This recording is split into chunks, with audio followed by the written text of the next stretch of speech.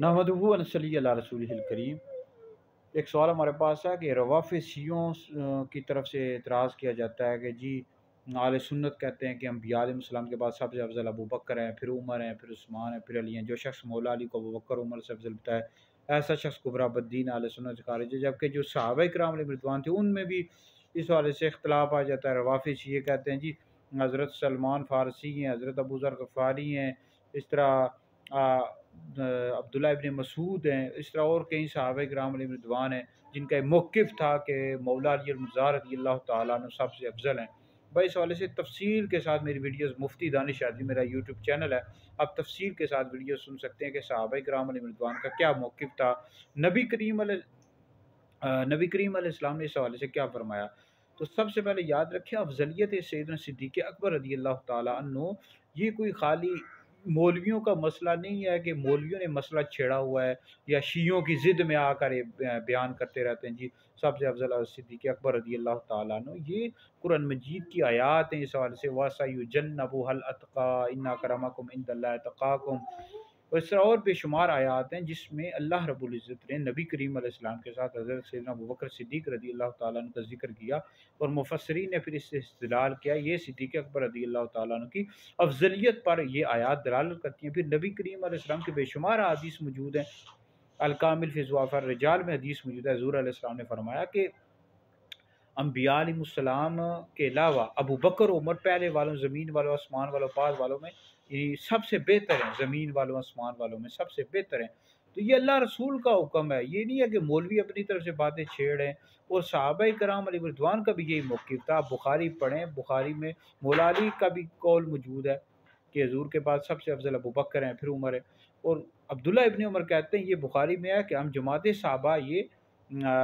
کا یہ عقیدہ تھا، نظریہ تھا، سمجھتے تھے کہ سب سے افضل ابو بکر ہیں، پھر عمر ہیں، پھر عثمان ہیں، ٹھیک ہے جی۔ اور بعض صحابہ کا جیسے سلمان فارسی کا، عبداللہ ابن مسعود کا کہتے ہیں یہ روافض شیعہ، جب ان کی سند چیک کی جائے تو ان کی سند کمزور ہوتی ہے، سند بعض کا درست نہیں ہوتی۔ جیسے عبداللہ ابن مسعود کے حوالے سے کہتے رہتے ہیں، وہ اس وقت کہا کرتے تھے جب سیدنا فاروق اعظم رضی اللہ تعالیٰ عنہ کی شہادت ہو گئی تو اس وقت کہتے تھے کہ مولا علی سے اب افضل کوئی نہیں ہے۔ تو یہ روافض شیعہ اپنی طرف سے باتیں پھیلاتے رہتے ہیں۔ اور دوسری بات ہے کہ کسی ایک صحابی کا اگر موقف ہے، دوسری طرف جماعت صحابہ موجود ہے، پوری صحابہ کی جماعت کا موقف ہے، اور پھر اس کے بعد پوری امت کا یہ عقیدہ ہے، اہل سنت کا عقیدہ ہے، تو اس کا انکار کرنے والا یہ تو گمراہ اہل سنت سے خارج ہے۔ تو لہٰذا یہ ہے کہ یہ روافض شیعہ اس طرح کی باتیں پھیلاتے رہتے ہیں۔ اہل سنت کا عقیدہ ہے ائمہ اربعہ کا، امام اعظم ابو حنیفہ، امام شافعی، امام مالک، امام احمد بن حنبل، اعلیٰ حضرت امام اہل سنت نے لکھا ہے، پھر غوث الاعظم کا یہ عقیدہ ہے، پھر میرے لیے سب کا یہ عقیدہ ہے کہ جو شخص مولا علی کو ابو بکر عمر سے افضل بتایا ایسا شخص گمراہ بدین اہل سنت سے خارج ہے۔ اور خلفائے راشدین اہل بیت سے بھی افضل ہیں، حضرت فاطمہ، حضرت علی، امام حسن، امام حسین سب سے افضل ہیں، ٹھیک ہے جی، افضلیت مطلقہ کی بنا پر، ٹھیک ہے۔ ان کے اپنے فضائل ہیں، اہل بیت کے اپنے فضائل ہیں، وہ فضیلتیں ہیں، ان کی شانیں، عظمتیں ہیں، ٹھیک ہے جی، وہ حدیث میں بیان کی گئی ہیں۔ تو وہ جزوی فضائل ہیں، اب یہ ان کو افضلیت مطلقہ حاصل ہے۔ اب افضلیت مطلقہ کیا ہوتی ہے؟ تم لوگ روافض شیعوں نے اگر درس نظامی کی ہوتی یا تفضیلیوں نے جو اہل سنت میں گھسے ہوئے ہیں ان کو پتہ ہوتا ہے افضلیت مطلقہ کس کو کہتے ہیں، اس کا کیا مطلب ہوتا ہے۔ یہ پڑھو کتابیں، پیر میرے شاہ صاحب کی کتابیں پڑھو، میرے منیر پڑھو، تصفیہ ما بین سنی و شیعہ پڑھو، اور اس طرح اعلیٰ حضرت کو پڑھو اور دیگر اکابرین کو پڑھو، پتہ لگ جائے گا تمہیں افضلیت مطلقہ کیا ہوتی ہے۔ یہ خلفائے راشدین افضل ہے ترتیب کے مطابق، ابو بکر، پھر عمر، پھر عثمان، پھر علی، ٹھیک ہے جی۔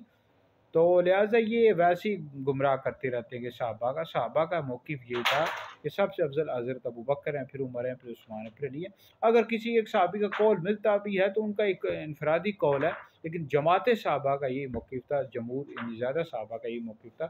کہ افضل البشر بعد الانبیاء حضرت ابو بکر ہیں، پھر عمر ہیں، پھر عثمان ہیں، پھر علی ہیں۔ بہرحال ویڈیو سنے دیگر لوگوں تک پہنچے ہیں، آپ لوگوں کے لیے بہت بڑا